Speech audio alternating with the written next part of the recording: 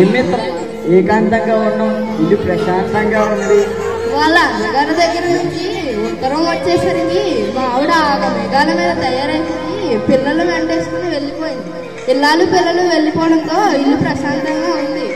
ఈ ఆడవాళ్ళకి మొగుడు ఎంత బాగా చూసినా పుట్టింటి మీద మమకారం ఎక్కువ.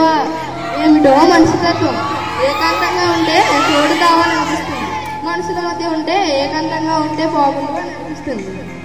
ఏమన్నా రాయబోతున్నారా? నాకు వచ్చే కళల్ని ఒక రాద్దామని. ఓ కళ అవుతుంది, మొత్తం కళ నవలలుగా అవుతాయి. నాకు వచ్చేది వరుస కళలు. మధ్యాహ్నం పడుకున్నప్పుడు ప్రారంభమైన కళ ఆ రోజు రాత్రి, ఆ మర్నాడు రాత్రి, ఆ తర్వాత రాత్రిలో కూడా సాగింది. ఓ రోజు నిద్దట్లో ఓ కళ వచ్చింది, మరునాడు నిద్దట్లో కూడా అదే కళ కొనసాగడం విచిత్రమైన విషయమే. వెనుకటికి నిద్రాదరిద్రుడని ఒకడు ఉండేవాడు. వాడికి ఒకసారి కలలో ఒక అందమైన అమ్మాయి కనబడితే ప్రేమించేశాడు. కొంచెం చనువు తీసుకొని సరసమాడాడు. ఆ అమ్మాయి అలిగింది. వాడికి మెలకు వచ్చేసింది. మళ్ళీ పడుకొని ఆ అమ్మాయి కలలో కనబడితే అలక తీర్చి తనదాన్ని చేసుకోవాలని ప్రయత్నం. ఆ ఆలోచనలకు నిద్రలో పడుతుంది, ఇంకా కళలలో వస్తాయి.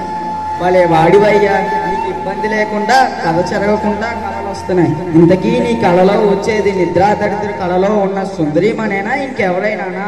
ఇంతకీ నువ్వు రాయబోయే నవల పేరేంటి? నేను రాయబోయే నవల పేరు విష్ణు శర్మ ఇంగ్లీష్ చదువు. విష్ణు శర్మ? ఇంతకీ విష్ణు శర్మ ఎవడు? విష్ణు శర్మ అంటే పంచతంత్రం రాశారే ఆయన. ఇంకా నీ కళలోకి ఎవరెవరు వస్తున్నారు? నా కళ్ళలోకి ఒక్క విష్ణు శర్మే కాదు, ఆయనతో పాటు తిక్కన సోమయాజులు కూడా వస్తున్నారు. తిక్కన్న గారు అంటే భారతం తిరిగి ఆయన 13వ శతాబ్దానికి చెందినవాడు. ఈ విష్ణు శర్మ 2000 సంవత్సరం కిందటి వాడో ఎప్పటి వాడో మనకి తెలియదు. వీరిద్దరు ఎక్కడ కలిశారు? వారు మహాపుణ్యాత్ములు. వారు స్వర్గంలో కలుసుకున్నారు. వాళ్ళు నా కళలోకి ఎప్పుడు వస్తారు? నా కళలోకి వచ్చేది ఆఫీస్ గొడవలు, ఉద్యోగ గొడవలు, ఆస్తి గొడవలు, ఇవే కదా నా కళలోకి వచ్చేవి. అందుకే వినదలుచుకుంటే శ్రద్ధగా విను.